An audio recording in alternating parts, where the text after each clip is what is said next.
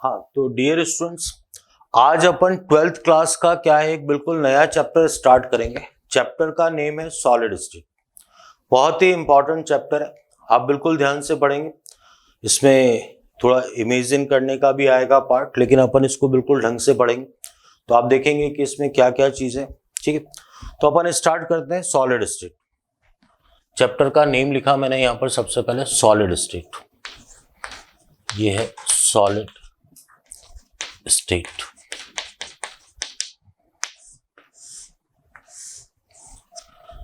देखो, जनरली चाहे साइंस का कोई भी चैप्टर हो, भाई केमिस्ट्री की बात करें तो जैसे 11th क्लास में आपने पढ़ा केमिकल इक्विलिब्रियम, तो अपन ने रिएक्शन को दो कैटेगरी में डिवाइड किया, रिवर्सिबल एंड इरिवर्सिबल। फिर अपन ने कहा जो पूरा चैप्टर डील करेगा केमिकल इक्विलिब्रियम में वो रिवर्सिबल रिएक्शन से डील करेगा। वैसे ही अपन सॉलिड में सबसे पहले अपन क्या है टाइप्स ऑफ सॉलिड पढ़ लेते हैं। तो क्रिस्टलाइन नॉन क्रिस्टलाइन सॉलिड की बात करेंगे, फिर अपन कहेंगे कि पूरा चैप्टर किससे डील करेगा, क्रिस्टलाइन सॉलिड से। तो अपन सबसे पहले क्या है इन दोनों में डिफरेंस पढ़ लेते हैं। तो सबसे पहले आपके पास आता है टाइप्स ऑफ सॉलिड। तो अपन बात करते हैं टाइप्स ऑफ सॉलिड की। देखो, इसको अपन टेबल की फॉर्म में ही पढ़ेंगे, एक टेबल की फॉर्म में। तो अपन ने कहा एक तो आपके पास क्या है क्रिस्टलाइन सॉलिड्स है, और एक आपके पास क्या है नॉन क्रिस्टलाइन सॉलिड्स है। नॉन क्रिस्टलाइन, जिसको अपन एमोरफॉस भी बोल रहे हैं, एमोरफॉस सॉलिड।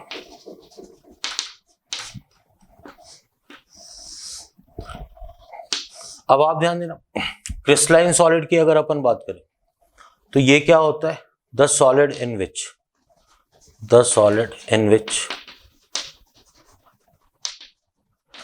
एटम्स बोल लो, आयंस बोल लो, और molecules are arranged in fixed manner. ठीक है, इसमें क्या होता है नो फिक्स्ड अरेंजमेंट।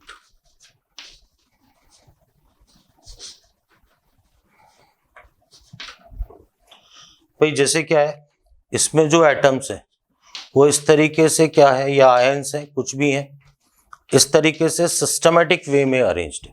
ठीक है, इसमें बात करेंगे अपन तो कोई यहाँ है, कोई यहाँ है, कोई यहाँ है, कोई यहाँ है, कोई यहाँ है। तो इसमें क्या होता है, आप ये बोल सकते हो कि रैंडम अरेंजमेंट होता है, रैंडम अरेंजमेंट।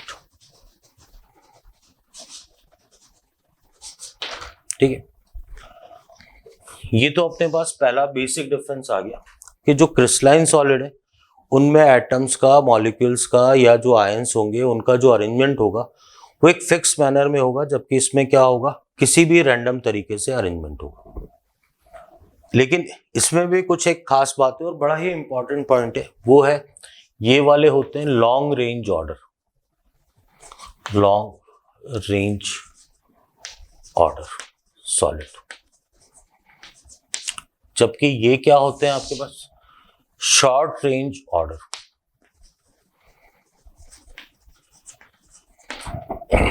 बताता हूं मैं मीनिंग। देखो यहां पर क्या है, जैसे मैं ये ले, ये सिस्टमैटिक अरेंजमेंट।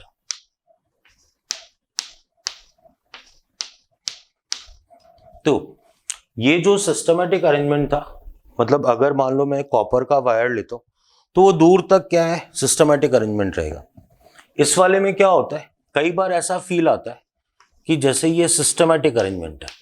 ठीक है, यहां तक लेते हैं।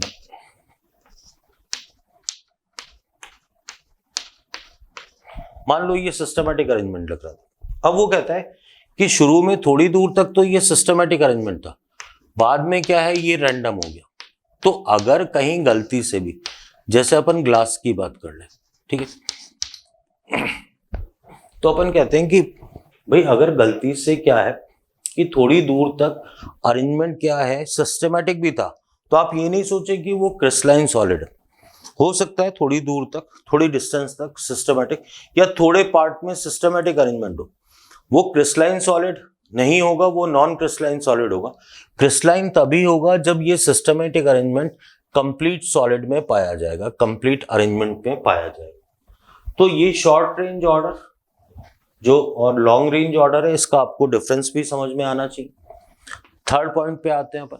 तो थर्ड पॉइंट की बात करें तो अपन ये बोलते हैं थर्ड पॉइंट क्या होता है इसका, जो शार्प मेल्टिंग पॉइंट, ठीक है, शार्प मेल्टिंग पॉइंट, ठीक है।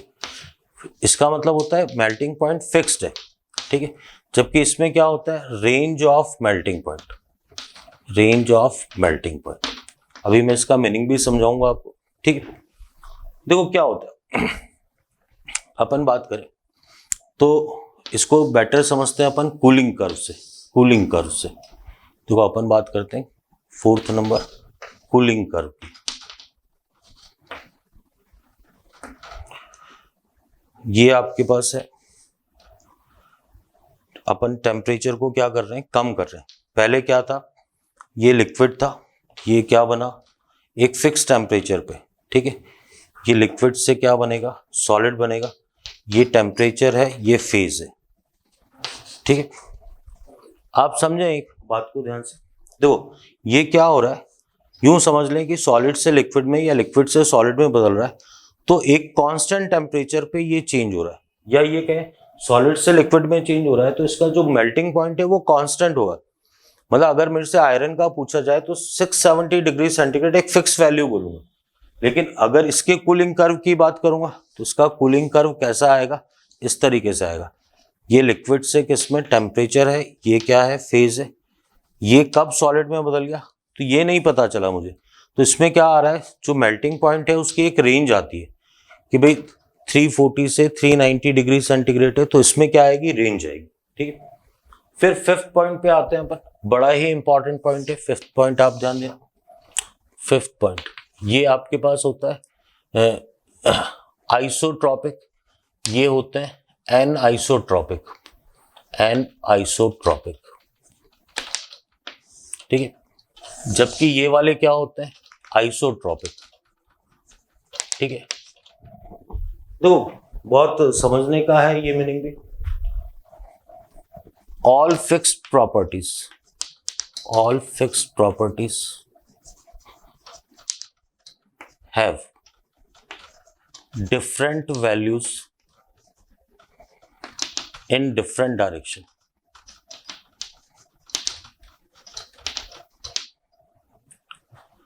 डिफरेंट वैल्यूज आती हैं डिफरेंट डायरेक्शन, ठीक है। अभी मैं आपको मीनिंग समझाता हूं। जैसे क्या है, plus minus plus minus plus, ये माइनस ये प्लस, ये माइनस ये प्लस, ये माइनस ये प्लस, ये माइनस ये प्लस, ये माइनस ये प्लस, ये माइनस, ठीक है। तो देखो क्या होता है, अगर मैं इस डायरेक्शन में गया, आपको पता है डेंसिटी की वैल्यू फिक्स होती है। डेंसिटी मान लो 1.24 आ रही है। वो कह रहा है कि अगर आप इस डायरेक्शन में जाएंगे, इस डायरेक्शन, तो सारे प्लस एक तरफ हैं, सारे माइनस एक तरफ हैं, एक तरीके का पोटेंशियल जनरेट हो जाता है। तो क्या होता है, यहाँ डेंसिटी हल्की सी ज्यादा आती है, 1.27 आ गई। तो भाई डेंसिटी जैसी प्रॉपर्टी हर डायरेक्शन में सेम होनी चाहिए, पर हल्का सा बहुत थोड़ा सा चेंज आ रहा है, पर इसी को अपन क्या बोल रहे हैं, एनआइसोट्रॉपिक, ठीक है। और मीनिंग समझाता हूं। जैसे मान लो मेरे पास बीसीसी स्ट्रक्चर, आपने नाम सुना होगा बीसीसी स्ट्रक्चर, बीसीसी, ठीक है।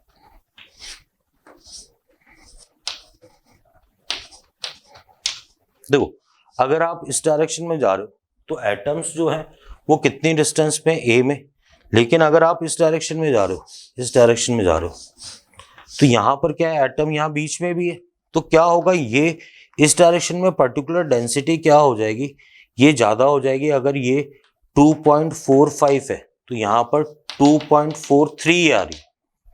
तो कहने का मतलब जो इस टाइप की कोई डेंसिटी की प्रॉपर्टी है, कोई मेल्टिंग पॉइंट है, कोई बॉइलिंग पॉइंट है, हीट कैपेसिटी है, जो वैल्यूज क्या होती हैं, कांस्टेंट होती हैं, वो डिफरेंट डायरेक्शन में डिफरेंट आ रही हैं। इसी को अपन, इसी प्रॉपर्टी को अपन क्या बोलते हैं, एनआइसोट्रॉपिक। जबकि आइसोट्रॉपिक में क्या होता है, all properties have same value in all direction. तो इनमें क्या होती है, सेम वैल्यू होती है सभी डायरेक्शन में। भाई इसमें क्या है, रैंडमली अरेंज्ड है एटम्स, ठीक है। तो डेंसिटी अगर यहाँ 1.23 आ रही है तो यहाँ भी डेंसिटी इस डायरेक्शन में भी 1.23 आएगी, यहाँ भी 1.23 आएगी। बॉक्स में कर लो इसको। तो डेंसिटी की वैल्यू सभी डायरेक्शन में सेम आती है, इसी को अपन क्या बोलते हैं, आइसोट्रॉपिक, ठीक है। तो देखो दो प्रॉपर्टीज की अपन ने बात करी, एक तो एनआइसोट्रॉपिक। एनआइसोट्रॉपिक क्या होता है कि डिफरेंट डायरेक्शन में जो वैल्यूज कांस्टेंट होती हैं उनका डिफरेंट डायरेक्शन में डिफरेंट वैल्यू, हालांकि डिफरेंस थोड़ा सा ही है, उसके आने को अपन क्या बोलते हैं, एनआइसोट्रॉपिक। लेकिन जबकि आइसोट्रॉपिक का मीनिंग क्या है, सभी डायरेक्शन में जो फिक्स्ड वैल्यू है उनकी वैल्यू क्या रहेगी, कांस्टेंट रहेगी, ठीक है। आगे बढ़ते हैं, देखते हैं फिर आगे। इसके बाद क्या है कि अपन इसी में आगे डिफरेंस देखते हैं। तो ये चल रहा था अपने पास क्रिस्टलाइन सॉलिड, और ये अपने पास है नॉन क्रिस्टलाइन सॉलिड।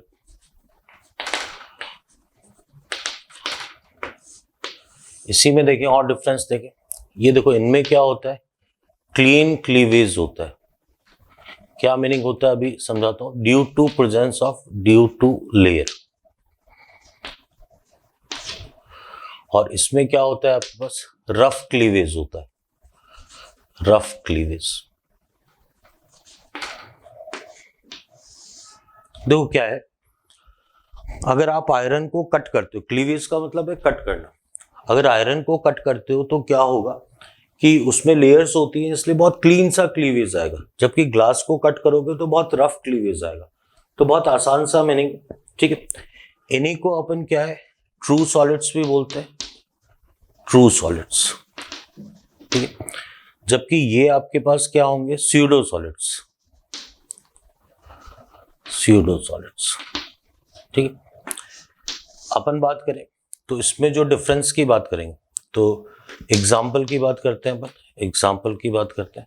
बहुत सारे एग्जाम्पल हैं, केवल सोडियम है, केवल पोटेशियम है, केवल आयरन है, कॉपर है, जिंक है, कोई आपके पास एलोए है, डायमंड है, ठीक है, डायमंड है, ग्रेफाइट है। तो इसमें तो ग्रेफाइट है, NaCl है, मतलब कुछ याद नहीं करना है, इसमें बहुत सारे एग्जाम्पल्स।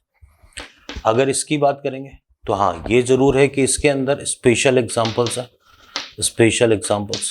तो जैसे क्या है, ग्लास है, प्लास्टिक है, रबर है, ठीक है, वुड है, ठीक है, पेपर है, और खास बात, बड़ा ही इंपॉर्टेंट एग्जांपल, ऑल पॉलीमर्स। भाई जैसे मान लो टेफ्लॉन है, PVC है, और भी बहुत सारे, बूना ऐसे, बूना एन है। तो इस कैटेगरी में तो क्या है, इन एग्जांपल्स की बात कर रहे हैं, ये क्या होते हैं, ट्रू सॉलिड्स हैं, ये स्यूडो सॉलिड्स हैं, इनमें क्लीन क्लीवेज होता है, जबकि इनमें क्या होता है, रफ क्लीवेज होता है। तो ये कुछ एग्जांपल्स हैं, बड़े ही इंपॉर्टेंट एग्जांपल्स हैं, ठीक है। तो इस पे आपसे ये पूछा जाता है कि भाई एग्जाम्पल मेनली तो क्या है, एग्जाम्पल की कौन से एमोर्फस एग्जाम्पल्स हैं, एमोर्फस सॉलिड के एग्जाम्पल्स हैं, और कौन से क्रिस्टलाइन सॉलिड के एग्जाम्पल्स हैं। इसमें कुछ पॉइंट्स की अपन बात करें तो आप जो बिल्कुल ध्यान रखेंगे वो है, ग्लास के बारे में एक छोटा सा पॉइंट है, ग्लास, ठीक है, is known as super cooled liquid, super cooled liquid due to power to flow like liquid. क्योंकि इसमें लिक्विड की तरह क्या होता है, फ्लो करने की पावर होती है, इसलिए ये बोला जाता है। जो पुराने फोर्ट है 500 साल पुराने, तो उनमें क्या होगा, जो ग्लासेस होती हैं उनकी थिकनेस नीचे से ज्यादा हो जाती है, क्योंकि ग्लास क्या एक तरीके से सुपर कूल्ड लिक्विड है जो नीचे की तरफ बह रहा है, तो वो जो फ्लो हो रहा है उसके कारण वहां की जो थिकनेस होती है वो ज्यादा हो जाती है। एक रीजनिंग का क्वेश्चन भी बनता है, ठीक है। इसके बाद दूसरा पॉइंट जो आपको ध्यान रखना है वो है सिंपल क्यूबिक। ठीक है, अभी अपन आगे पढ़ेंगे कि सिंपल क्यूबिक क्या होता है। सिंपल क्यूबिक मतलब इस तरीके से सिंपल क्यूबिक है, ये सिंपल क्यूबिक होता है। ठीक है, ये क्रिस्टलाइन सॉलिड है, is a crystalline solid, crystalline solid, but it is an isotropic. लेकिन ये क्या होता है, एन आइसोट्रॉपिक होता है। ठीक है, तो ये आपको पता होना चाहिए। ठीक है, ये 2 पॉइंट्स आप ध्यान रखेंगे। इसके बाद अपन बात करेंगे types of crystalline solid, types of crystalline solid.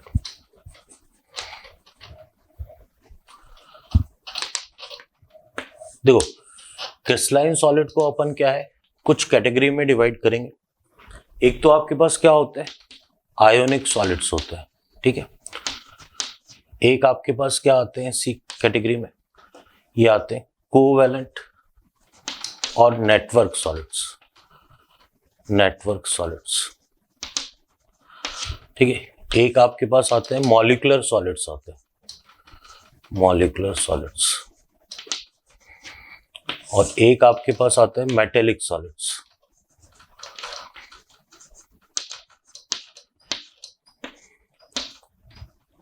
तो क्या है, इन सॉलिड्स को अपन क्या है एक टेब्यूलर फॉर्म में स्टडी कर लेंगे। ठीक है, पर मैं एक जनरल आइडिया दे देता हूँ। भाई आयोनिक सॉलिड में क्या होगा, जितने भी आयोनिक कंपाउंड्स है, भाई आयोनिक कंपाउंड्स है। ठीक है, भाई जैसे NaCl है, तो इसमें क्या होगा, कैटायन एक सेपरेटली, एक कैटायन एक एनायन होगा। CuSO4 है, तो ये किसका सम है, कॉपर +2 एंड SO4 -2। तो ऐसे जो भी एग्जाम्पल आएंगे वो सारे क्या हो जाएंगे, आयोनिक सॉलिड। कोवैलेंट सॉलिड ये स्पेशल केसेस होंगे, ये स्पेशल केसेस होंगे। तो जैसे अपन बात करें सिलिकॉन कार्बाइड की, ठीक है, इसमें क्या होगा, एक नेटवर्क स्ट्रक्चर होगा, नेटवर्क स्ट्रक्चर होगा। ठीक है, इनफाइनाइट टाइम तक ये नेटवर्क स्ट्रक्चर चलता रहेगा। ठीक है, ये सिलिकॉन, ये कार्बन, तो ऐसा क्या है, ये स्ट्रक्चर कॉन्टिन्यूसली आगे तक बढ़ता रहेगा। मॉलिक्यूलर सॉलिड में क्या होगा, दो मॉलिक्यूल्स के बीच में वैन डर वाल फोर्सेस होंगे, वैन डर वाल फोर्सेस। भाई जैसे O2 को आप सॉलिड फॉर्म में ले आए, ठीक है, लेकिन मुझे पता है O2 के दो मॉलिक्यूल्स के बीच में क्या होगा, कौन सा बॉन्ड काम करेगा, वैन डर वाल बॉन्ड। ठीक है, मेटेलिक सॉलिड क्या है, जितने भी मेटल्स हैं इनके अंदर क्या होगा, मेटेलिक बॉन्ड होगा। तो इस कैटेगरी में क्या आ जाएंगे, जो मेटल्स हैं, भाई जैसे सोडियम है, कॉपर है, आयरन है, तो बहुत सारे, इनमें कौन सा बॉन्ड काम करेगा, मेटेलिक बॉन्ड काम करेगा। ठीक है, तो आप देखें जो अपन ने क्रिस्टलाइन सॉलिड, क्योंकि अब ये क्लियर कर लें आप दिमाग में कि जो अपना चैप्टर डील करेगा वो किससे डील करेगा, क्रिस्टलाइन सॉलिड से। तो क्रिस्टलाइन सॉलिड कितने टाइप के हैं उसकी बात कर रहे हैं अपन। तो आयोनिक है, कोवैलेंट है, मॉलिक्यूलर है, और इसमें क्या क्या प्रॉपर्टीज हैं इनको अपन क्या है सेपरेटली टेब्यूलर फॉर्म में स्टडी कर लेते हैं।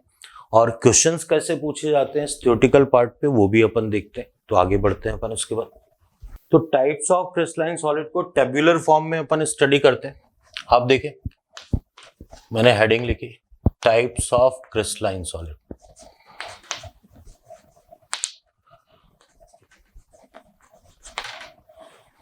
इसको एक टेबल की फॉर्म में अपन स्टडी करेंगे। ये तो है क्रिस्टलाइन सॉलिड, ये जो इनके बीच में जो फोर्सेस काम करते हैं उनकी बात करेंगे अपन। फिर अपन बात करेंगे मिनिमम यूनिट की बात करेंगे, मिनिमम यूनिट। फिर बात करेंगे अपन मेनली एग्जांपल्स की।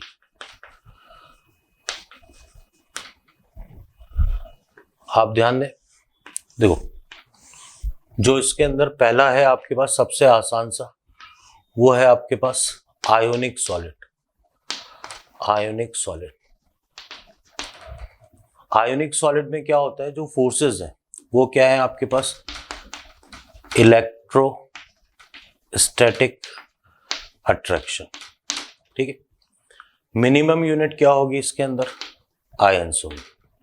बात करें अपन एग्जाम्पल की, अब आप इसको ढंग से समझना, तो अपन क्या बोलेंगे, ऑल आयोनिक सॉलिड्स। भाई जैसे क्या है, NaCl है, KCl है, ZnS है, Na2O है, NaF है, इसके लिए अपन और जगह ले लेते हैं, ठीक है, K2SO4 है, CuSO4.5H2O है, ठीक है, Na3PO4 है। तो ये सारे एग्जाम्पल आपके पास किसके हो जाएंगे, आयोनिक सॉलिड के। अब अपन बात करते हैं इसके बाद सेकंड नंबर आपके पास, ये भी आसान सा लेते हैं अपन, ये आपके पास है मेटेलिक सॉलिड। इनमें कौन सा बॉन्ड प्रेजेंट होगा, मेटेलिक बॉन्ड प्रेजेंट होगा, मेटेलिक बॉन्ड, ठीक है। इसमें मिनिमम यूनिट क्या होगी, एटम्स होंगे, ठीक है। फिर इसमें क्या आएंगे, ऑल मेटल्स एंड एलॉयज।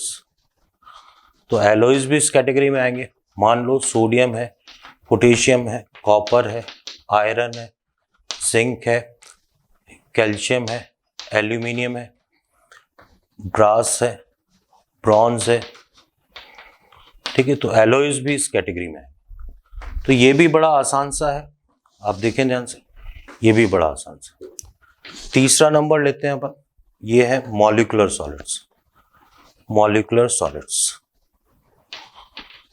ठीक है। इसमें होता है वीक वैंडरवाल बॉन्ड, ठीक है। तो देखो इसमें क्या होगा, जो मिनिमम यूनिट आएगी वो मॉलिक्यूल्स आएंगे, ठीक है। एग्जाम्पल आएंगे जिनमें क्या होता है, वीक वैंडरवाल बॉन्ड प्रेजेंट होता है। जैसे O2 जब सॉलिड में है, CO2 सॉलिड में है, P4 solid, I2 solid, S8 solid, helium, neon, organ, CH4 gas है लेकिन सॉलिड फॉर्म में है, ठीक है। गैस को अपन ने कूल करके सॉलिड फॉर्म में लिया है, ठीक है। फोर्थ है, यही सबसे ज्यादा स्पेशल है, कोवैलेंट या नेटवर्क सॉलिड की बात कर रहे हैं अपन, ठीक है। इसमें क्या होगा, एक तो कोवैलेंट बॉन्ड तो होगा ही, कोवैलेंट बॉन्ड प्लस इसका नेटवर्क स्ट्रक्चर जरूर होगा, इसका ह्यूज नेटवर्क स्ट्रक्चर जरूर होगा। इसमें भी मिनिमम यूनिट क्या आएंगी, एटम्स आएंगे, ठीक है। इसके जो एग्जांपल्स होंगे, these are very special example, ये आपको याद करने चाहिए। देखो जैसे सिलिकॉन कार्बाइड है, केवल सिलिकॉन है, केवल जर्मेनियम है, SiO2 है, एल्यूमिनियम नाइट्राइड है, ग्रेफाइट है, डायमंड है। तो इससे के जो भी सारे एग्जाम्पल हैं, ठीक है, ये बड़े ही इंपॉर्टेंट एग्जाम्पल्स हैं, ठीक है। आपको साफ साफ बोल रहा हूं कि जो ये एग्जाम्पल्स हैं आपके पास, ये बड़े ही इंपॉर्टेंट एग्जाम्पल्स हैं, ये आपको बिल्कुल पता होने चाहिए। मैं आपको थोड़ा आसान करता हूं इस चीज को, आप ध्यान देना। इस टेबल के अंदर जो आयोनिक सॉलिड्स है उनको पहचानना बहुत ही आसान है। आयोनिक सॉलिड्स में क्या होगा, मतलब कैटायन और एनायन अलग अलग अगर सेपरेट हो रहे हैं, भाई Zn+2 S-2, तो वो क्या हो जाएगा, आपका एग्जाम्पल किसका हो जाएगा, आयोनिक सॉलिड। जितने भी मेटल्स या एलॉयज है, ये पहचानना भी बहुत आसान है, ये पहचानना भी आसान है। आप देखो O2 कोवैलेंट बॉन्ड नहीं देखना, आप देखो दो मॉलिक्यूल, O2 के दो मॉलिक्यूल के बीच में कौन सा बॉन्ड होगा, वैंडरवाल बॉन्ड, तो ये क्या होगा, जो मॉलिक्यूलर सॉलिड हो जाएगा। फिर अपन स्पेशल केस की बात कर रहे हैं, ये आप जरूर याद करेंगे, इसको मेमोराइज करेंगे, मैं M से लिख रहा हूं कि ये आप ये वाले case silicon carbide, germanium, SiO2, aluminium nitride, graphite, diamond, ये जरूर आप याद करेंगे, ठीक है। अब मैं ना थोड़ा सा आपको डिस्क्रिप्शन देता हूं इन चीजों का, ठीक है। भाई क्या मीनिंग है इस बात को अपन समझते हैं, ठीक है। भाई जैसे क्या है, आयोनिक सॉलिड की बात करें तो आयोनिक सॉलिड में क्या होता है, सोडियम प्लस एंड Cl, एक कैटायन और एक एनायन मिलकर क्या बना रहा है NaCl। कॉपर +2 प्लस SO4 -2 मिलके क्या बना रहा है, तो इनको पहचानना बहुत ही आसान, ठीक है। मिनिमम यूनिट का मतलब क्या है आप समझना कि भाई अगर मान लो NaCl का एग्जांपल है, ठीक है, NaCl का एग्जांपल है, तो Cl माइनस जो मिनिमम यूनिट है वो कोई Cl माइनस है, कोई सोडियम प्लस है। तो जो अपन बात कर रहे हैं कि सिस्टमेटिक अरेंजमेंट है, ठीक है, क्रिस्टलाइन सॉलिड में, वो किसका है, आयंस का है। दूसरी बात करें अपन, तो अपन बात कर रहे हैं मेटेलिक सॉलिड की, मेटेलिक सॉलिड। तो मेटेलिक सॉलिड में भी कोई दिक्कत नहीं भाई, इसमें जो मिनिमम यूनिट है, मिनिमम यूनिट है वो क्या है आपके पास, एटम। इसका मीनिंग क्या है, जैसे मान लो सोडियम को अपन BCC बोल रहे हैं, बॉडी सेंटर्ड क्यूबिक स्ट्रक्चर। तो BCC का मीनिंग क्या है इसके अंदर कि जो सोडियम है, ये जो एटम्स है ये क्या है, सोडियम के एटम्स है, ये सोडियम के एटम्स, ये मिनिमम यूनिट क्या है, एटम की फॉर्म, ठीक। फिर अपन तीसरी बात करते हैं, तो मॉलिक्यूलर सॉलिड की बात कर रहे हैं, मॉलिक्यूलर सॉलिड, मॉलिक्यूलर सॉलिड। जैसे अपन ने एक I2 का एग्जांपल लिया, तो मान लो I2 का जो स्ट्रक्चर है वो FCC है, ठीक है। तो इसमें क्या होगा, जो एटम्स रखे, एटम्स नहीं बोलेंगे, इसमें जो मिनिमम यूनिट होगी ये यहाँ पर कॉर्नर पे, फेस सेंटर पे, तो ये पूरा का पूरा क्या है, मॉलिक्यूल है। तो मॉलिक्यूलर सॉलिड के अंदर जो मिनिमम यूनिट होगी वो क्या होगी, मॉलिक्यूल्स की होगी। तो ये भी आपको पता चलना चाहिए कि मिनिमम यूनिट से मैं क्या कहना चाह रहा हूँ। तो जो मिनिमम यूनिट से मैं कहना चाह रहा हूँ कि इसमें तो आयंस होंगे, इसमें क्या होंगे, एटम्स होंगे, और इसमें क्या होंगे, मॉलिक्यूल्स होंगे, ठीक है। तो ये आपको टेबल, और अभी और भी इसमें टेबल के अंदर अपन बात करते हैं कि क्वेश्चंस कैसे पूछे जाते हैं, वो बात करते हैं, अपन आगे देखते हैं इसको। तो अब आप देखें इसमें कैसे डिफरेंस पहचानेंगे आप भाई। जैसे क्या है, स्टूडेंट ये कहता है कि सर CO2 आप कैसे आइडेंटिफाई करेंगे, ठीक है। तो मैंने कहा कि आप ये देखो, आपने कहा कि CO2 ये था मॉलिक्यूल, कि सर इसमें तो कोवैलेंट बॉन्ड है, पर अपन क्या बात करें कि ये कोवैलेंट बॉन्ड इनफाइनाइट टाइम तक नहीं है भाई। अगर दो मॉलिक्यूल्स की बात करें तो CO2 का दूसरा मॉलिक्यूल लेंगे, या फिर N2 की बात करें, N ट्रिपल बॉन्ड N, ठीक है, N ट्रिपल बॉन्ड N, दो मॉलिक्यूल की बात करें, इवन हीलियम, हीलियम की बात करें, इवन नियॉन, नियॉन की बात करें पर, तो आप देखें इनके बीच में क्या है, वीक वैंडरवाल बॉन्ड्स है। वीक वैंडरवाल बॉन्ड आते ही आप इसको कौन सा सॉलिड बोल देंगे कि ये मॉलिक्यूलर सॉलिड है, ठीक है। तो ये मॉलिक्यूलर सॉलिड हो गया। आप कहेंगे कि सर जो फोर्थ नंबर है कोवैलेंट, एग्जैक्टली ये कोवैलेंट वर्ड की जगह ज्यादा मच बेटर वर्ड है, और NCERT में भी यही गिवन है, नेटवर्क सॉलिड। तो इसमें क्या होता है, कोवैलेंट बॉन्ड के साथ साथ नेटवर्क स्ट्रक्चर भी होना जरूरी है। जैसे अपन केवल सिलिकॉन की बात करें, तो आप देखें केवल सिलिकॉन इस तरीके का स्ट्रक्चर होता है, केवल सिलिकॉन का इस तरीके का स्ट्रक्चर, तो ये इनफाइनाइट टाइम तक स्ट्रक्चर चल रहा है। ऐसा ही जर्मेनियम का भी स्ट्रक्चर है। अगर मैं SiO2 की बात करूं तो इसका स्ट्रक्चर कैसा होता है आपको पता होना चाहिए। इसका स्ट्रक्चर कुछ इस तरीके से होता है, इस तरीके से स्ट्रक्चर होता है। तो ये स्ट्रक्चर भी क्या है, इनफाइनाइट टाइम तक चलेगा। आप अगर डायमंड की बात करें तो डायमंड का स्ट्रक्चर क्या होता है, एक कार्बन के साथ 4 कार्बन, फिर इसी तरीके से आगे और कार्बन, आगे और कार्बन, आगे और कार्बन।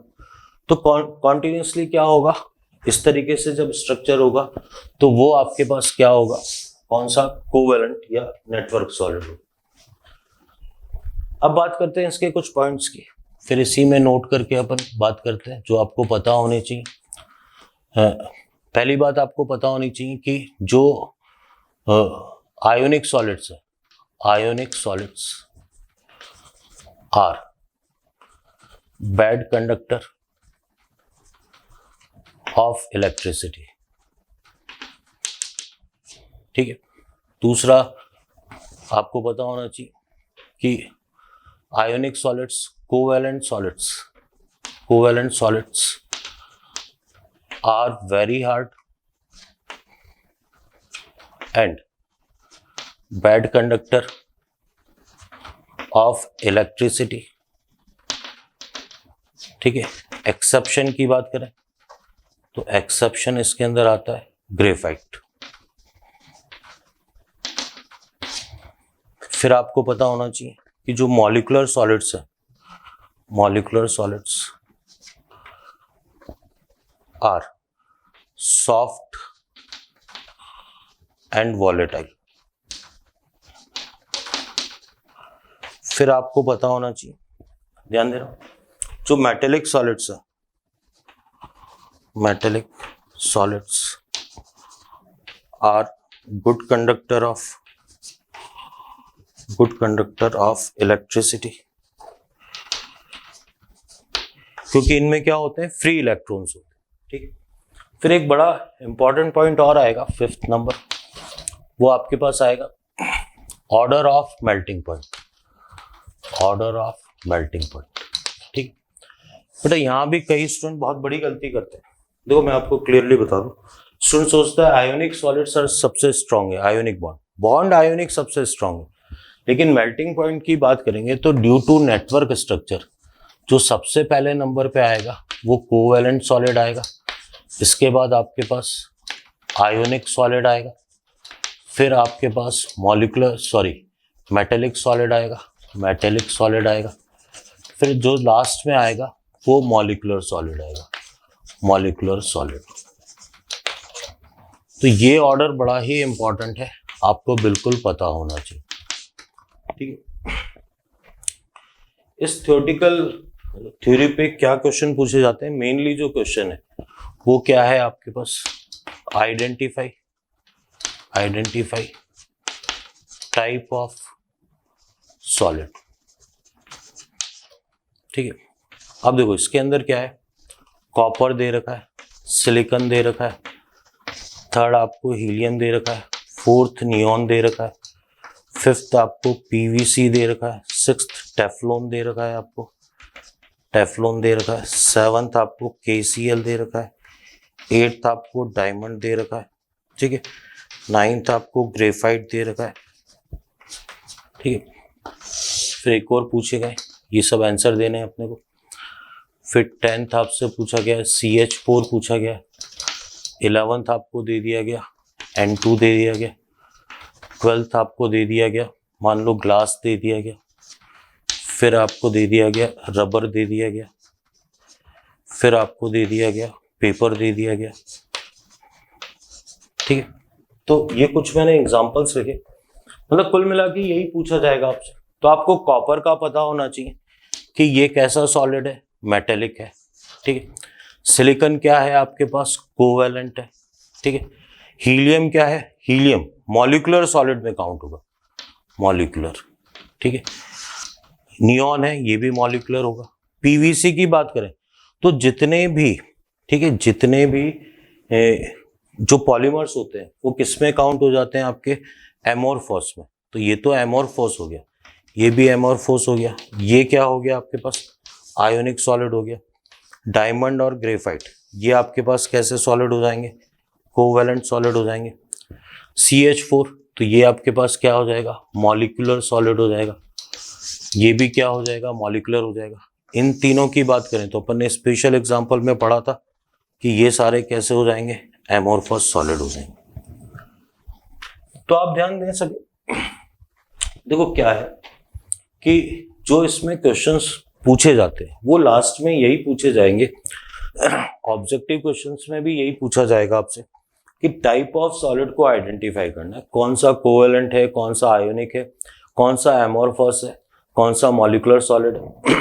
तो आप देखें, आपके लिए फाइनली मैं कंक्लूड करता हूं, बहुत आसान सी बात है।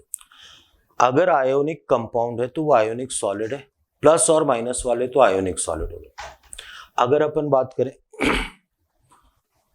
मेटल प्लस जितने भी एलॉयज हैं, भाई मेटल S ब्लॉक पूरा, D एंड F ब्लॉक पूरा, P ब्लॉक में कुछ अपन इनऑर्गेनिक में आप पढ़ेंगे, पर मेटल और नॉन मेटल मेटल्स और एलॉयज को पहचानना भी कोई बड़ा मुश्किल काम नहीं।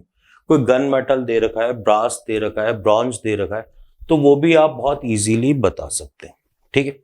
इसके बाद बात करते हैं कि कोवैलेंट, हाँ इसमें एक जो आपको याद करना है, अगर मैं टोटली बात करूं तो दो ही केस याद करने। एक तो कोवैलेंट सॉलिड के स्पेशल एग्जांपल जो मैंने इससे पहले टेबल पे लिखे थे, सिलिकॉन कार्बाइड, केवल सिलिकॉन, केवल जर्मेनियम, ग्रेफाइट, डायमंड, ये आपको याद करना है।